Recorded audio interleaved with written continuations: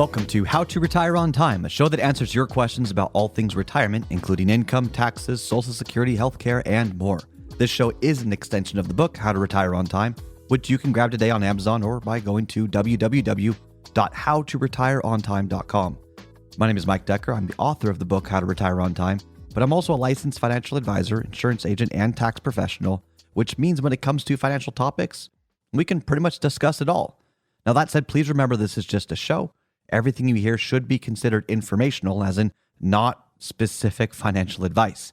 If you want personalized financial advice, then request Your Wealth Analysis today from my team by going to www.yourwealthanalysis.com. With me in the studio today is my colleague, Mr. David Franson. David, thank you for being here. Yes, thank you for having me. David's going to be reading your questions, and I'm going to do my best to answer them. You can submit your questions at any time by texting them to 913-363-1234, or you can email them to heymike@howtoretireontime.com. Let's begin. Hey, Mike, if you were 50 years old and planned to retire at 65, what would you do? First and foremost, make sure to maximize my 401k contribution.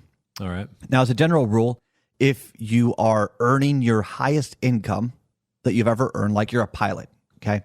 You're a pilot, you're in your higher earning years, maybe you're an engineer, software engineer, civil engineer, whatever, and you're earning your big bucks, significantly more than you were previously, you might consider putting money into the pre-tax side of things. That would assume that when you retire, you need less income than you're currently earning. But for most people, throwing the money into a Roth or the after-tax side of your 401k or 403b or whatever the employer plan is, that's probably the first thing, is make sure you're maxing that out. These are called qualified accounts, qualified in that you can buy, trade, adjust, and there's no capital gains issues. So pre-tax qualified, you can grow the assets, but you have to pay tax when you take the distribution out. That's like your traditional IRA. After tax within your 401k is like a Roth. It can grow without the capital gains issues, and then you take it out and you don't pay any taxes, okay? Sounds nice. So yeah, that's the first thing. You're limited on how much you can put in these accounts. So you can save as much as you want for retirement, but there's only so much each year you can put into your 401k. There's a cap every year, and I think, correct me if I'm wrong, once you reach a certain age, 55, or there are catch-up contributions? Or Yeah, there are catch-up contributions, so you just get a little bit greater of a window or threshold, but the first one is maximizing it, and if your employer's contributing to your contributions, and that's just free money. That'd be nice. Just take it all day long. Now, make sure you check with your 401k or HR department.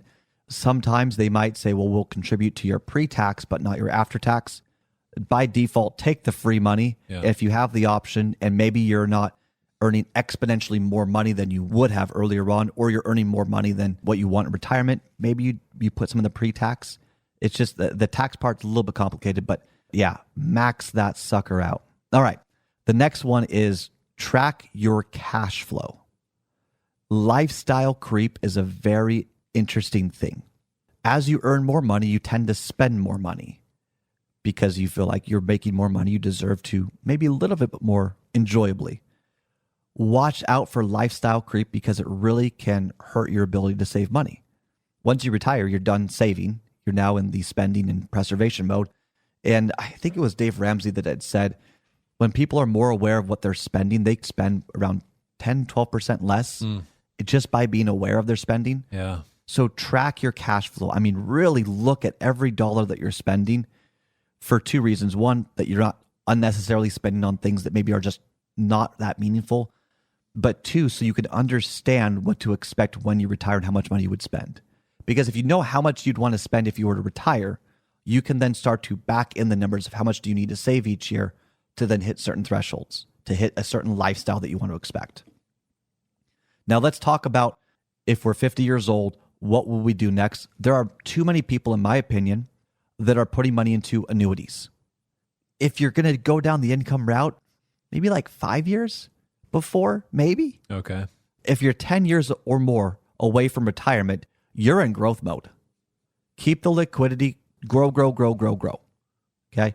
Now, I'm not saying, buy a bunch of Bitcoin and risky stocks, mindfully grow. Yes. But you'll want to be able to grow your assets. So here's an example. I believe that a part of a portfolio, if you're healthy enough, should mostly include index universal life insurance policy. Why? So when it comes to permanent life insurance, the kind that you'd pay for so many years and then you stop paying, but you keep the benefit, you've got whole life or universal life. What's the difference? Whole life is kind of your steady eddy. It grows at this arbitrary rate that's set by the insurance company. And you would fund it enough over a certain period of time that the cash value associated with it, though it's not great, should be able to self-sustain the cost of insurance for the death benefit so that when you die, you get the money. Who cares about what happens when you die? You want to live your best life. Yeah. Universal life, specifically indexed universal life, is a way that you could transition out of term life insurance, Okay. which you might not even need at 50 years old. Maybe you do. It depends on your situation, how much you've already saved. But you can maintain a death benefit for the surviving spouse while you're able to grow a cash value associated with it. Here's kind of how index universal life works. All of the cost of insurance is really intended to focus on the first 10 years. These policies, from a cash growth standpoint, they're terrible when it comes to growth for the first 10 years. That's the burden of funding these policies. But after 10 years, if it's structured correctly, if you funded it correctly, it can grow and outpace most other, if not all, principal protected accounts, which is nice. It has principal protection. It can't lose money. And there's a death benefit associated with it to help the surviving spouse out. So let's say you were to fund one as a part of your portfolio that has more growth than bond funds, more growth potential at least than bond funds, yet there's no downside risk associated with it, right? You with me so far? Yep. Okay. And let's say you were to pass at 62 years old, right when you retired. There's a death benefit that can then go to the surviving spouse to offset things like maybe a missed opportunity with Social Security income that they're not going to get anymore. Okay. And now that they're single, they have a higher tax situation.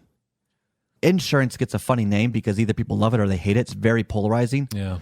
Well, why wouldn't you have a part of the cash value of your portfolio with an associated death benefit to help kind of hedge against certain risks that you can't plan for, and has no downside because it can't lose money like bond funds can lose money, right?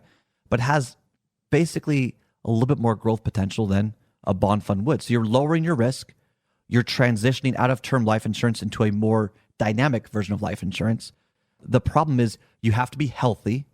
You have to have 10 years of funding it before it really makes sense. And then you have to structure the policy correctly. So for those that are 65 years or 70 years old, like this doesn't make any sense in the world. Maybe if you're 60, this would make sense.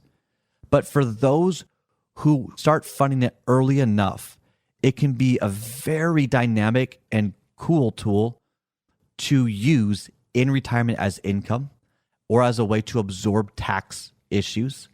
So if taxes go up, maybe you're paying your taxes through your index universal life insurance policy to help offset some of that. Because in index universal life insurance, you can make money on money you've spent. I know that sounds weird, but you don't actually take cash out. You take a loan against the policy out. Okay. And if the money, the cash value grows greater than the loan against the policy, it's called positive arbitrage. You can read about it in my Kiplinger article, Retirement Planning with Life Insurance, I think is what it was called. Anyway, but there's a lot you can do, but you have to get started early on this. And so many people miss the boat and they say, well, what about that life insurance thing?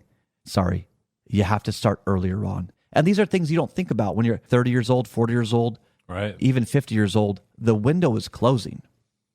But if you start earlier on and you fund it correctly with some extra cash flow that you have, it can really be a nice complement to your reservoir strategy, to your ability to plan for spousal survivorship, and much, much more. Especially the fact that index universal life insurance is a great way to hedge against that flat market cycle, because in a flat market, some years are up, some years are down, but overall you don't make any money, right? Mm-hmm. Well, with index universal life, it resets if you set it up correctly every year. So if the markets go up, you make money, and the next year the markets go down because it's a flat market cycle. You don't lose any money. You stay at that higher position. Again, it's a very misunderstood, very complicated, but dynamic thing that I think a lot of people miss the boat on, but it only works, in my opinion, if you get started early. And this is especially true, by the way, for those that want to retire before 59 and a half, you got to generate income from somewhere other than your qualified accounts because there's a 10% penalty. Yeah. Well, Well, what do you do if you retire at, let's say, 54 years old and the markets are down and all of your assets were in the market? You're just going to accentuate your losses? No. You draw income from something like this. So for all those that want to retire earlier than expected, for all those that want to hedge against a flat market cycle, for all those that want to prepare for potentially an unexpected death earlier on to offset missed Social Security income and go down the list, this is a way to hedge against that. Life insurance is not an investment, right? It's not a get-rich situation. It's a way to hedge against risks as you approach retirement. You don't want all your money in here. You don't want half of your money into a single thing. That doesn't make sense to me. But a portion of your portfolio, it may make sense. And then other things just to consider in this, up to 50, or if I was 50 years old, is I wouldn't start funding my reservoir seriously until maybe 5 to 7 years away from retirement. Then I'd start really taking that seriously. But 50 years old, if you want to retire at 60 or 65, I wouldn't really start seriously funding the reservoir or principal protected accounts until I got closer. The reality is like 5 years away is when you really start taking that seriously. Diversify by strategies and make sure that you're growing. That's all the time we've got for the show today. If you enjoyed the show, consider subscribing to it wherever you get your podcast. Just search for How to Retire on Time. Discover if your portfolio is built to weather flat market cycles or if you're missing tax minimization opportunities that you may not even know exist. Explore strategies that may be able to help you lower your overall risk while potentially increasing your overall growth and lifestyle flexibility. This is not your ordinary financial analysis. Learn more about Your Wealth Analysis and what it could do for you regardless of your age, asset, or target retirement date. Go to www.yourwealthanalysis.com today to learn more and get started.